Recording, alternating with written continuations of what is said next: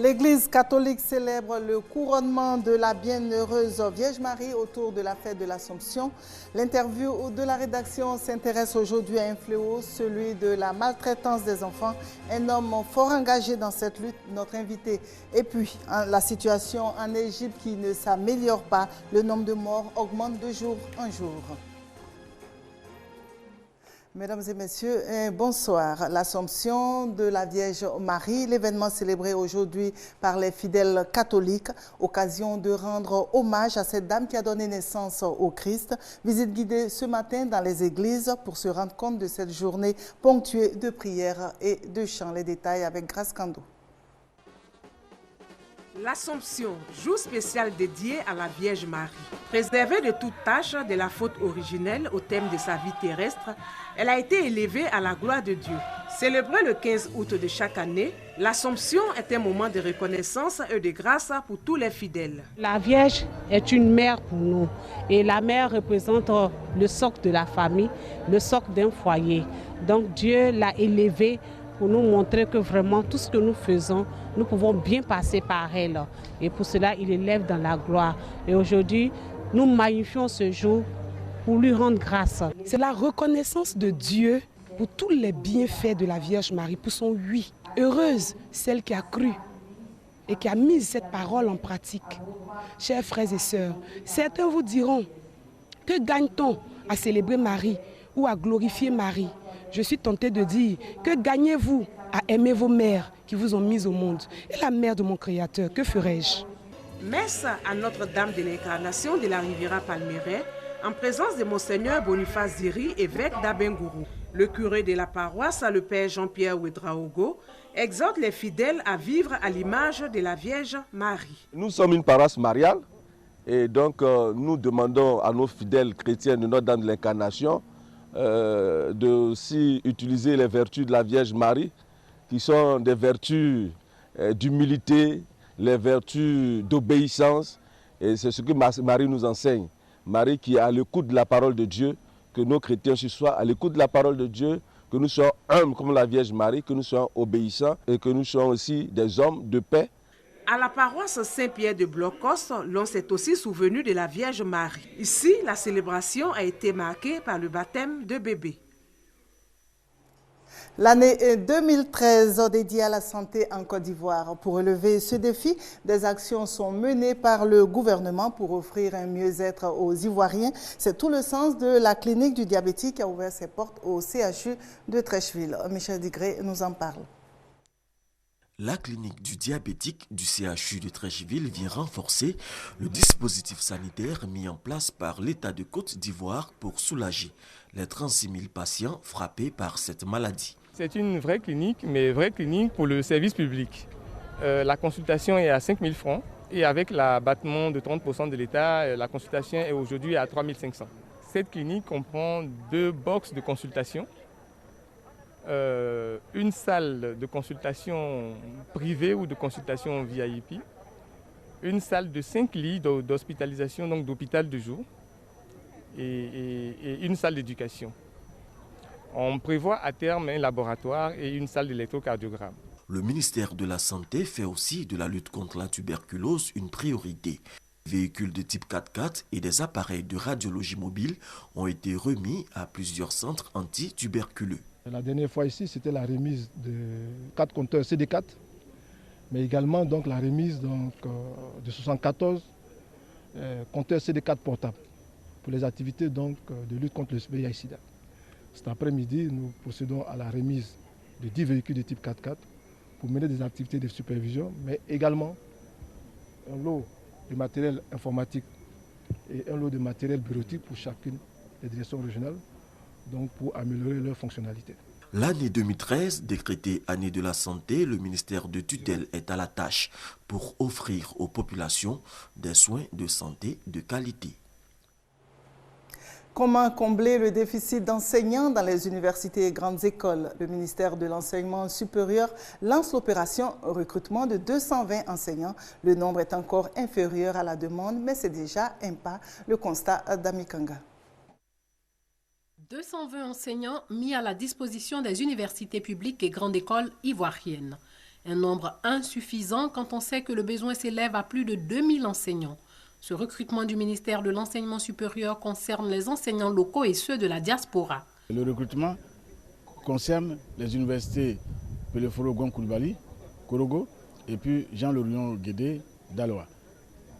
En plus de ces deux universités, il y avait les 3 anciennes, les 220 postes, dont 200 pour le recrutement nouveau, c'est-à-dire ceux qui veulent entrer dans la fonction publique la première fois, et puis 20 en glissement catégoriel, c'est-à-dire qu'ils sont déjà fonctionnaires, mais ils changent de catégorie. Il faut avoir un doctorat ou un PhD ou un niveau équivalent. À défaut, lorsque les besoins des structures se font sentir, peuvent recruter aussi des ingénieurs de conception. Les disciplines prioritaires sont par exemple le droit, les sciences économiques, où nous avons des déficits extrêmement importants. Occasion pour les responsables de l'enseignement supérieur de rappeler aux enseignants qui n'ont pas encore repris le service à le faire au risque d'être remplacés. Sortir meurtri de la Seconde Guerre mondiale et opérer ensuite le miracle du développement, c'est le pari réussi par le Japon. Ici, dans le district d'Abidjan, la Fondation du Japon expose l'histoire du peuple nippon, tout un modèle de développement pour les économies en reconstruction comme la Côte d'Ivoire. Voyage au Japon à travers des photos avec Franck Wadiou. 2 décennies de la douloureuse parenthèse de l'histoire du pays du soleil levant, immortalisée sous l'objectif des plus célèbres photographes de l'époque. Sortie des clichés des studios japonais il y a 50 ans, elle conserve toujours et aujourd'hui encore ce que la photographie apporte d'original à l'histoire. La quête de la Renaissance, un souvenir qui renaît à chaque instant et qui transcende les réalités. L'exposition photo Métamorphose du Japon après la guerre 1945-1964, au-delà de la fin de la Seconde Guerre mondiale, paraît donc une évidence à révéler. Le Japon a connu une grande difficulté après la Seconde Guerre mondiale. Nous sommes partis de zéro et nous avons connu une croissance économique très rapide. 123 photographies en noir et blanc de 11 grands artistes japonais retraçant le parcours d'un pays défenestré par la guerre. Sur les ruines du passé, le Japon a réussi à bâtir une économie prospère, la deuxième du monde, et si le destin de ce pays ressemblait à celui dont les vœux appellent aujourd'hui à l'émergence économique, elle peut tout au moins servir de repère, et la Côte d'Ivoire veut s'en inspirer. C'est un modèle qui peut nous servir dans la reconstruction multiforme que le pays mène. Et donc, à travers les arts ici, nous avons la possibilité de puiser des ressorts importants sur le modèle du Japon pour la relance de la Côte d'Ivoire.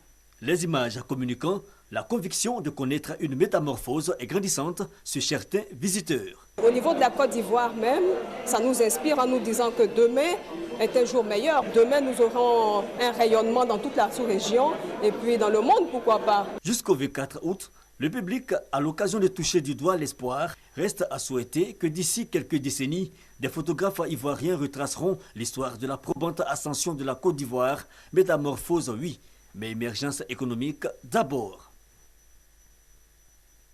Retour chez nous pour un autre voyage avec Couleur Vacances. Depuis le début de la semaine, nous avons fait escale dans la commune de Songon et le constat, c'est que dans la sous-préfecture de Songon, il y a d'énormes difficultés, centres de santé et établissements scolaires qui laissent à désirer et maintenant l'accès à l'eau potable, un véritable calvaire. Michel Digré nous en parle. Avoir en permanence de l'eau dans les robinets n'est pas toujours un acquis pour les ménages de Songon, même pour ceux qui habitent à proximité du château d'eau. Pour faire face aux récurrentes pénuries d'eau, les villageois ont souvent recours à l'eau de puits, comme ici à Adiapoto. Entre les habitants de ce village et le puits, c'est une longue histoire d'amour qui remonte à des décennies. C'est l'eau de Mira qui est venue. Avant, là, nos parents, ils ont cherché l'eau jusqu'à on n'a pas eu. Mais Dieu a envoyé ça là. L'eau là, c'est trop longtemps. Sans la source d'ici, on a de l'eau. C'est devenu une eau pour tout le village. D'ici jusqu'au goudron, c'est ici que tout le monde vient laver. Même les gens qui de kilomètre 17 pour venir laver leur habit ici. Vraiment, c'est une eau miraculeuse que Dieu nous a donnée. Nous aussi, on s'occupe bien de ça. Mais ce don du ciel est en passe de devenir un cadeau empoisonné au regard des conditions d'hygiène qui entourent ce puits, même si celle-ci ne semble pas inquiéter les populations. J'aime ça comme ça. Puisque c'était là avant que moi je le naisse, pour se laver. Pour laver les assiettes aussi, et puis c'est fini. L'accès à l'eau de qualité pour les riverains, une obsession pour les nouvelles autorités municipales de Songon qui espèrent que les travaux entamés par le gouvernement pour améliorer la fourniture en eau potable du district s'achèveront au plus vite. Alors, toute la semaine, vous saurez tout sur Songon. Au Mali, c'est maintenant clair, le candidat Ibrahim Boubacar Keïta est le vainqueur de la présidentielle face à Soumaïla Cissé. Il remporte avec un score de 77,61% contre 22%. Le ministre malien de l'administration territoriale a proclamé ce matin à Bamako les résultats officiels du deuxième tour de la présidentielle du 28 juillet. Il a confirmé la victoire d'Ibrahim Boubacar Keïta, qui obtient près de 78% des suffrages contre 22% pour son adversaire Soumaïla Cissé. Le taux de participation est en baisse, 45,78%, soit 3 points de moins par rapport au premier tour. Tous ces chiffres devront être validés par la Cour constitutionnelle. Après la proclamation des résultats, le plus dur commence pour le président Ibeka qui doit réconcilier les Maliens divisés par 18 mois de crise et aussi relancer l'économie du pays. En attendant de relever tous ces défis, le capitaine Sanogo, auteur du putsch du 22 mars 2012, est promu général de l'armée malienne. Au Niger, l'heure est à l'apaisement. Le président Mahamadou Issoufou forme un gouvernement de large ouverture et plusieurs ténors de l'opposition font leur entrée. Photo de famille et premier conseil des ministres du nouveau gouvernement nigérien. Une équipe remaniée avec l'arrivée de plusieurs ténors de l'opposition, notamment du MNSD, le parti de l'ex-président Tandja. Cette ouverture, c'est le président Issoufou qui l'a voulu au nom de la lutte contre le terrorisme. J'ai répondu à cet appel en tant que Nigérien parce que le président de la République a fait appel à toutes les filles et à tous les fils de ce pays et qui peuvent apporter en tout cas leur contribution pour travailler et pour le bonheur des Nigériens. Union nationale, dit le président, débauchage individuel, rétorque l'ARN qui regroupe plusieurs partis de l'opposition. L'ARN n'a mandaté, personne n'a donné aucun nom de manière officielle et comme cela se devrait pour que un militant de l'ARN fasse partie de ce gouvernement. Pour l'opposition, il s'agirait donc d'un coup politique destiné à la diviser. D'autant que tous les postes clés échouent à des proches du président, dont Brigitte Raffini, qui reste Premier ministre. L'Égypte, toujours dans la violence, la destitution du président Morsi n'a pas mis fin au vent de la contestation. Les pro-Morsi déterminés à voir libérer leur mentor. Un bras de fer qui conduit au bain de sang puisque ce 15 août, on parle de 500 morts, voire même plus selon les frères musulmans. C'est dans un calme presque irréel que se réveille l'Égypte. Après une journée de violence, la vie reprend timidement son cours. Mais les blessures de la veille sont visibles partout dans les rues du Caire. En particulier dans le quartier de la mosquée Rabaa à la Dawiya, le fief des islamistes. Les partisans du retour au pouvoir du président déchu Mohamed Morsi procèdent au compte de leurs morts. Le ministre de la Santé refuse d'envoyer son personnel ici. Les médecins dans notre hôpital de fortune ont envoyé des rapports, mais il ne les a pas jugés recevables. Alors les morts d'ici ne sont pas prises en compte par les autorités. Les sources officielles dénombrent au moins 500 morts. Les frères musulmans, eux, évoquent plus de 2000 victimes. Une nouvelle mobilisation dans la rue est annoncée, en dépit du bain de sang de la veille et l'impressionnant dispositif déployé par l'armée égyptienne. L'état d'urgence a été décrété pour 1 mois. Il est assorti d'un couvre-feu nocturne. Une première depuis sa levée, après la chute d'Hosni Moubarak il y a 2 ans. Le gouvernement de transition félicite l'armée pour sa retenue et justifie pleinement son action. L'état d'urgence a été décrété. Le président a mandaté l'armée pour assister la police et nous collaborons pleinement avec les forces militaires. Il n'y aura plus de nouveaux sit-ins dans aucun endroit de ce pays, quels qu'en soient les sacrifices. En revanche, le vice-président par intérim, Mohamed El Baradei, rend sa démission. Il dénonce des morts qui auraient pu être évitées. Une position partagée unanimement à l'étranger. Les États-Unis condamnent avec la plus grande fermeté les mesures prises par le gouvernement de transition et les forces de sécurité. Nous déplorons les violences contre les civils. Nous soutenons les droits essentiels à la dignité humaine, ce qui inclut le droit de manifester pacifiquement. Le Premier ministre turc appelle quant à lui à la tenue immédiate d'une réunion du Conseil de sécurité aux Nations Unies. Dans un communiqué publié à la mi-journée, le Commissariat des droits de l'homme des Nations Unies a demandé une enquête impartiale sur les agissements des forces de sécurité égyptiennes.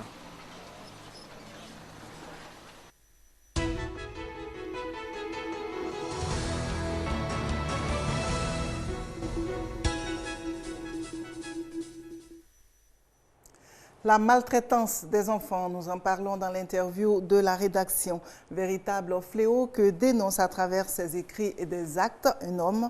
Mais avant d'échanger avec notre invité, suivons ce reportage de Franck Wadio qui a recueilli l'avis des Ivoiriens sur le sujet.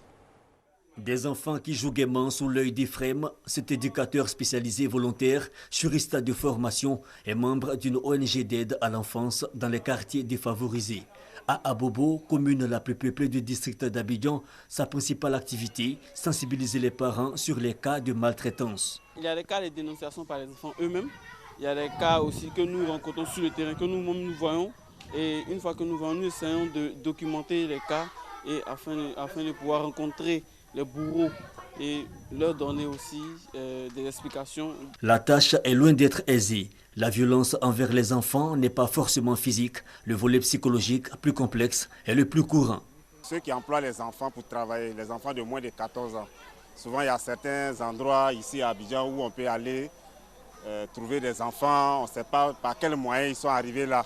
Nous, les mères de maintenant, là, nous aimons donner nos enfants comme étant des servantes ou alors des petites qu'on envoie aller vendre, aller chercher de l'argent. Ça, c'est une sorte de maltraitance pour moi. Quelle que soit la forme, la maltraitance infantile de la vie générale ne devrait cependant pas prospérer. Mais il faut, au-delà des mots, davantage d'initiatives des autorités. À mon avis, l'État doit sanctionner ceux qui emploient les enfants mineurs. La pauvreté en Côte d'Ivoire sévit sérieusement. Donc, un papa qui n'a pas de travail, la maman qui se débrouille, l'enfant aussi va se débrouiller pour que chacun puisse envoyer quelque chose à la maison le soir, pour que tout le monde puisse se mettre sous la dent. Un engagement est déjà pris depuis juin 2013 par le ministère de la Solidarité, de la Famille, de la Femme et de l'Enfant qui met à disposition un numéro vert, le 116, pour dénoncer tout cas de maltraitance infantile. Reste cependant la responsabilité collective pour éloigner durablement des mœurs toute violence à l'égard des enfants. Que représente l'enfant pour les Africains? Pourquoi est-il si vulnérable face à la pression des adultes? Monsieur Kourouma Mamadi Korzak, coordonnateur général de l'ONG Solidarité des adultes pour l'enfant en Côte d'Ivoire, est notre invité. Bonsoir, Monsieur Kourouma. Madame. Comment ça va? Selon vous, que représente l'enfant en Afrique? Eh bien, l'enfant représente en Afrique, le statut de l'enfant africain présente réellement un problème parce qu'il faut dire qu'en Afrique, l'enfant est considéré comme un objet de manière générale. Quand je dis objet, comprenez par là que nous faisons les enfants et nous en faisons beaucoup pour assurer nos arrières, pour permettre donc, une fois que nous sommes vieux ou très âgés, que ces enfants-là nous prennent en charge. Et donc, pour rechercher également de l'influence dans la famille, dans la communauté ou dans la société. Et donc, tout ça est permis par le simple fait que nous créons des moyens de rétorsion pour étouffer la personnalité de l'enfant. Et donc, en quelque sorte, l'enfant ne s'exprime pas en tant que tel, il ne s'affirme pas, et il y a tout le temps des contraintes qui s'imposent. Et c'est, selon moi, en tant qu'acteur de proximité des droits de l'enfant, l'une des causes fondamentales des violences de manière générale en Afrique. Donc, dites-nous comment vous êtes venu l'idée de vous occuper des enfants? Oh, bon, l'idée nous est venue de nous occuper des enfants par... c'est une simple passion, parce qu'il faut dire que ce sont des enfants qui sont venus à moi en 2005 et qui m'ont demandé, mais tonton m'a dit, parce que j'ai toujours été ami avec les enfants, hein, madame, ils m'ont demandé, mais tonton m'a dit tout le temps, et pendant les vacances, il n'y a pas de jeu, les enfants ne jouent pas dans ce quartier à Bobo, ouais. Et est-ce que cette année, tu ne peux pas faire quelque chose pour nous? Et c'est comme ça que tout est parti, et bon, je l'ai interrogé. Et qu'est-ce que vous voulez qu'on fasse cette année? Ils m'ont dit, bon, le football. Et donc, tout de suite, j'ai pris mes moyens, un peu d'argent. Ils m'ont suivi, on est allé au marché, on a acheté des ballons, un sifflet, et un chrono, etc. Et puis, on a fait le tournoi, et qui a mobilisé plus de 2000 enfants. Et je vais vous dire tout à l'heure, madame, que c'est de là que tout est parti, parce que ce grand nombre d'enfants qui a été mobilisé, et parmi ces enfants, il y avait toutes sortes de problématiques posées. Et donc, du coup, j'étais moralement obligé de m'organiser pour donc m'occuper de ces enfants. Leur donner un sourire. Donc, tout a commencé par un tournoi de football et depuis, est-ce qu'on peut dire que votre vie a basculé positivement ou non? Bon, le travail social de proximité, on ne le fait pas pour s'enrichir, madame. En tout cas, de mon point de vue, ce n'est pas une sinecure. C'est un travail qu'on fait avec le cœur. Si c'est pour s'enrichir, je ne pense pas. Bon, moi, de mon point de vue précisément, je le fais et la seule satisfaction que je gagne, c'est lorsque je vois que j'ai réussi à aider des enfants, à sortir des enfants de l'ornière, à brasser un métier par exemple, à aller à l'école et à réaliser une prise en charge d'un enfant victime de maltraitance ou de violence sexuelle, etc. Et donc, c'est la seule satisfaction que j'ai d'un point de vue moral, madame. Donc, vous avez réussi à ouvrir un centre d'accueil? Effectivement. À Abobo, vous savez, je suis un adepte de la pédagogie autogestionnaire qui consiste à mettre l'enfant au centre de tout. C'est-à-dire à créer en quelque sorte, à mettre en valeur ce qu'on appelle véritablement le principe de la participation de l'enfant et qui consiste donc à donner la parole à l'enfant, conformément à la Convention des Nations Unies relative aux droits de l'enfant qui édicte 4 principes, dont le principe de la participation de l'enfant. Donc la pédagogie autogestionnaire nous a toujours permis d'amener les enfants à devenir eux-mêmes acteurs de leurs droits et de leurs devoirs et donc à participer activement à l'exercice de ces droits-là. Voilà en quelque sorte comment nous avons réussi à atteindre un maximum de personnes au sein de la population qui ont adhéré naturellement. Comment est-ce que même ces enfants arrivaient dans ce centre et puis comment vous arriviez même déjà à les faire parler? Parce que j'imagine que devant un inconnu, ce n'est pas évident pour un enfant maltraité de parler. Vous en profitez aussi pour nous dire même c'est quoi pour vous la maltraitance? Tout à l'heure, je vous disais que la personnalité de l'enfant est étouffée en Afrique. L'enfant ne se développe pas d'un point de vue physique, psychologique et moral de manière véritable. Et il y a toujours des barrières. Bon, lorsqu'il y a un centre d'écoute, un centre de proximité qui accueille les enfants, cela permet tout simplement d'assurer les enfants parce qu'ils se disent, tiens, voilà un centre qui est là, qui nous reçoit, qui organise des activités socio-éducatives. Où je peux m'épanouir. Où je peux, voilà l'enfant peut s'épanouir graduellement et il a droit à la parole. Et c'est ainsi que j'ai pu constater que lorsque l'enfant est mis en confiance, l'enfant s'exprime. Mais quand l'enfant n'est pas mis en confiance, madame, l'enfant ne s'exprime pas. Et voilà pourquoi en Afrique, on a toujours des problèmes avec nos enfants. Parce que le cadre n'est pas, qu'on appelle, approprié pour permettre à l'enfant de s'exprimer. Donc, il faut toujours créer cette confiance avec les enfants, entre les enfants et les adultes, pour qu'il y ait une expression véritable de la personnalité de l'enfant. Et quels sont les problèmes que les enfants vous racontent? Bon, ce sont des problèmes liés aux violations de leurs droits et à la non-satisfaction de leurs besoins fondamentaux. Hein, madame? Donc, vous savez, c'est ce qu'on appelle la maltraitance. La maltraitance, de mon point de vue en tant qu'acteur de terrain, c'est quoi? C'est tout ce qui concourt aux violations des droits de l'enfant et à la non-satisfaction des besoins fondamentaux de l'enfant. Bon, oui. Pour nous, je dirais peut-être qui n'ont pas d'expérience. Nous, on parle, quand on voit la maltraitance, on voit par exemple les cas de viol, mais les services corporels. Oui, je vais rapidement en télégramme.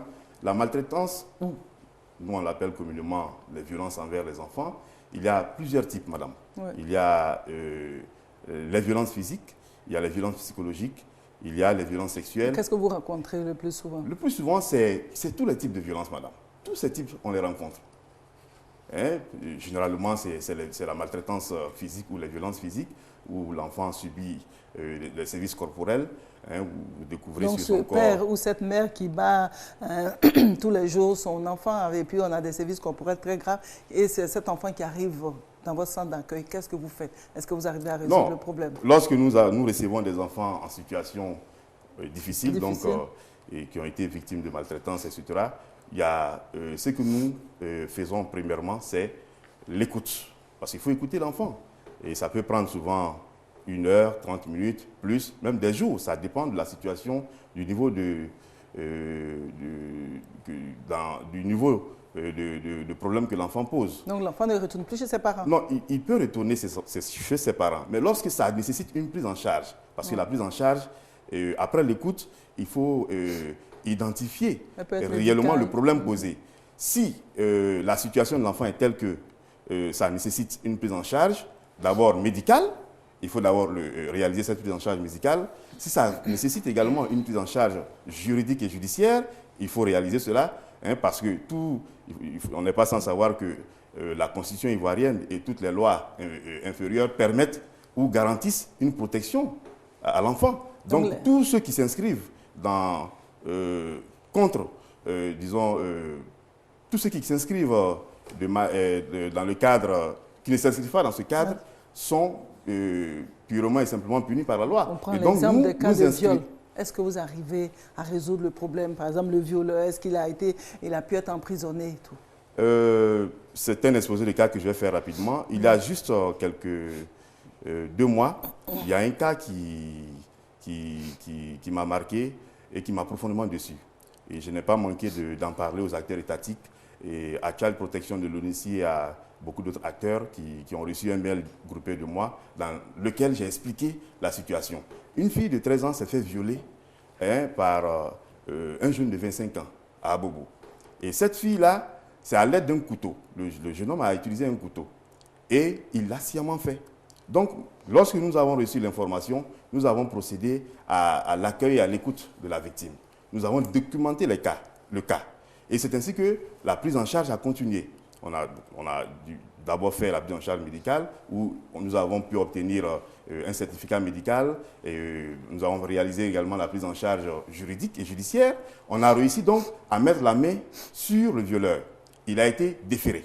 Lorsqu'il a été déféré, à notre grande surprise, nous avons remarqué, et c'est courant, que la justice n'a pas fait correctement son travail, madame.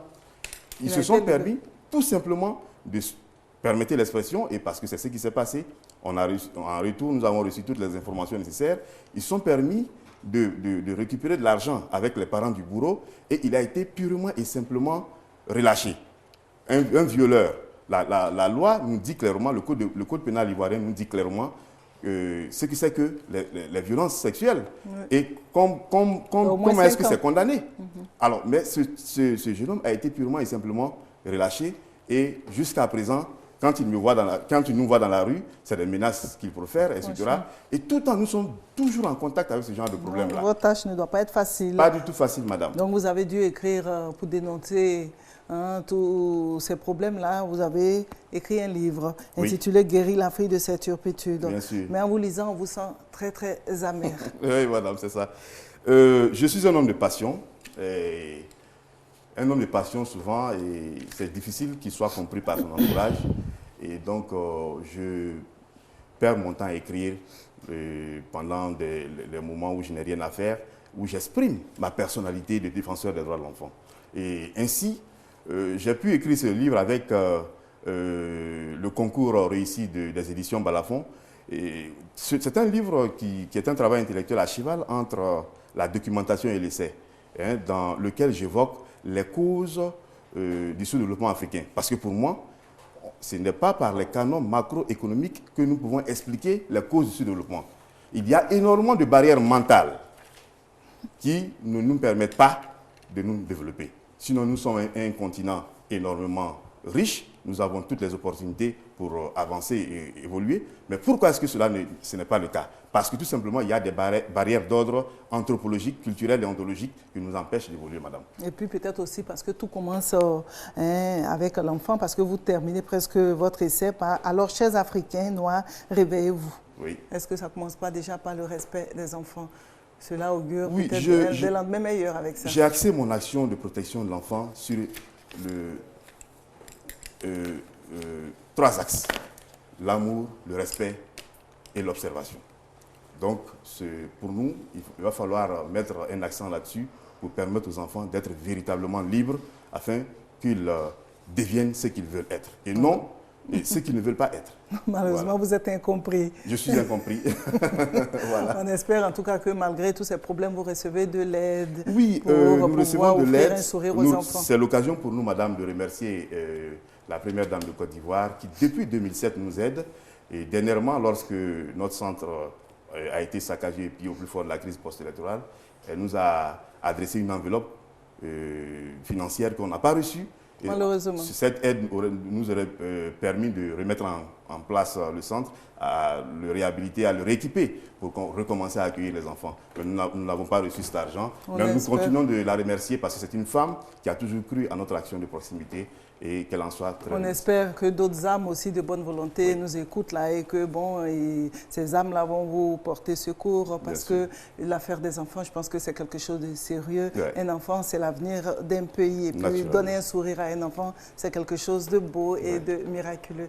Merci Monsieur Kourouma Mamadi Korza, merci d'être venu nous parler de la maltraitance des enfants. Malheureusement, le temps est parti. Merci à vous, madame. Déjà là, mais je pense que les téléspectateurs ont compris l'essentiel. Je vous souhaite une bonne suite de programme sur RTI2. Au revoir. Merci, madame.